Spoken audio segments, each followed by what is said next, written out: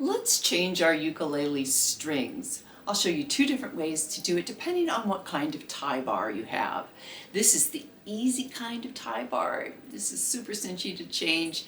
This is a little bit more difficult. We'll go over that in the second part of this video. So why would you need to change your strings? Well, you know, if you think your sound on your ukulele just isn't quite as zippy and zingy as it used to be, well, it's probably your strings. Another way that you can tell is with your tuner. Your E string is relatively in tune.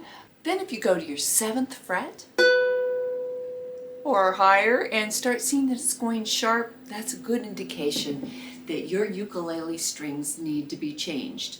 You can feel it sometimes that there's these little divots in the string, little notches where your frets have cut into the string, and it's actually changed your string, it's degraded it, and it will also change the sound as you go up the neck, making it more sharp. And of course, breaking your strings, like I did on this instrument recently during a performance, that's probably an indication that you need to change your strings. Yeah, I should have changed my strings before that. Let's take a look at the really simple tie bar. It's easy to do. No matter what your tie bar, the first thing you want to do is you want to loosen your strings. So I am going to be turning down towards the body of my instrument a whole lot to get the tension off of my G string. This is a low G, and you just got to do a lot turning. Yeah, oops, there we're starting to get some good flab, yeah. Then I shortcut the method and I cut it. I use some good fingernail scissors and cut it, kind of hold it here so you don't accidentally wind up poking your eye out. And it easily comes out, just like that. You will notice when you pull out this string is it's just got a little knot there, and that's all we have to do to make it work for our new strings. After you get that string off, it's always a good idea just to have a nice soft cloth and just do a little cleanup on your instrument. You know, get in there without those pesky strings getting in the way. I'm going to be using Aquila Reds. I always keep my Martin ukulele strung with a low G, and I've got links to that down in my Amazon store for both the strings and the ukulele if you're interested. Always keep it low G and a high G ukulele. Take it apart and you're going to see the strings are generally color-coded, and on the package it will tell you what the color coding is. This is red, it's the G string, so that makes it easy. Sometimes strings are color-coded by painting the ends of the string. Get it unwound, take the end and put a knot in it, just a simple knot. Then you position that knot on the butt end of your body here and pull it through the tie bar, making sure it holds. Give it a little bit of a stretch because that'll help tighten up the knot.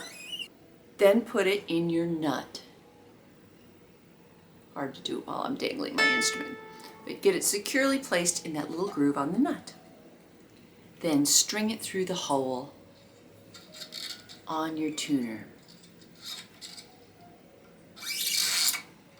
I've just strung it through the hole, and now I'm going to just do this number with it so it's not under the other string. Just a personal preference of mine. When you're tuning this side of your ukulele, you are going to turn up to tighten, up towards the top of your headstock, and you're going to have to turn it a lot. Once you've turned it enough that you think, oh, it might be close to tune, check it with your tuner. Oh, I got a long ways to go.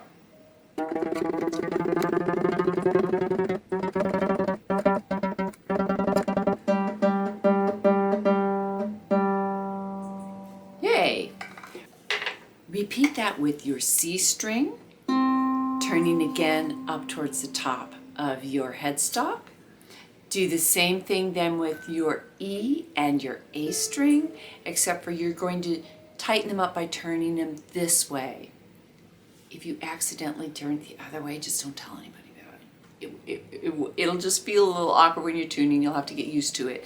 But yeah, don't worry if you tuned it the wrong way. Just remember the next time. Once you've got all your strings changed, listen how beautiful it sounds. Not.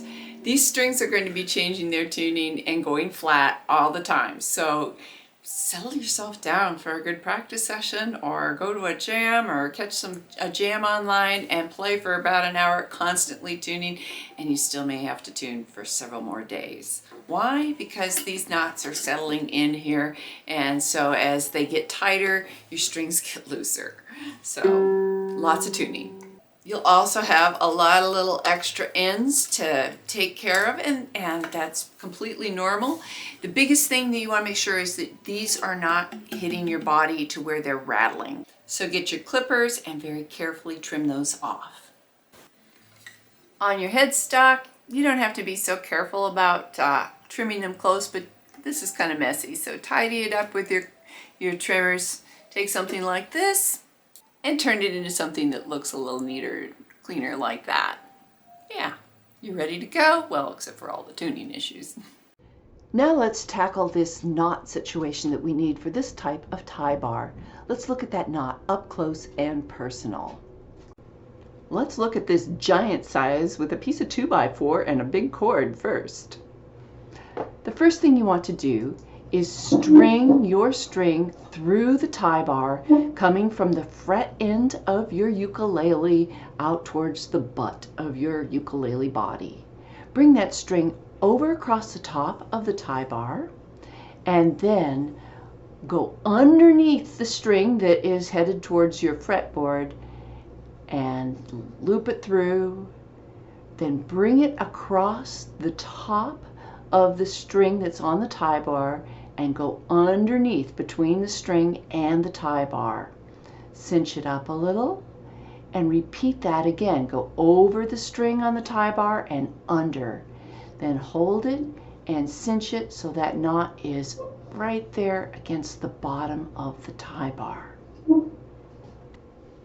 Now let's look at the ukulele. It's going to be harder to see, but threading it through the tie bar, bringing the string then over the top of the tie bar, looping it underneath the string that's going to the fretboard, and then bringing it over that string that is on the tie bar and then underneath it.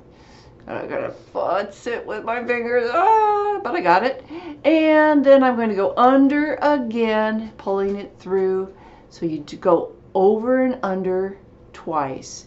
Now getting it so that it's cinched up so that knot is just right there at the edge of the tie bar, and then everything else is the same as using one of the more simple knots. So go back and catch those directions if you need to see how to do that.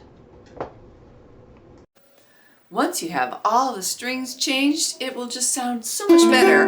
Not. You're going to have to constantly be tuning this instrument in order to get things where you want them. So plan on playing for a good hour or more, or a couple days until they'll settle in. So in the meantime, keep your tuner handy. You will also want to trim up these ends. Just cut them like so. Voila. Same thing with these up here, although you may appreciate the spaghetti effect. I don't, so I trim them up. That's more like it. I hope you found this video helpful. Please let me know, give it a thumbs up, please subscribe to my channel, and consider becoming a patron. Thank you so very much.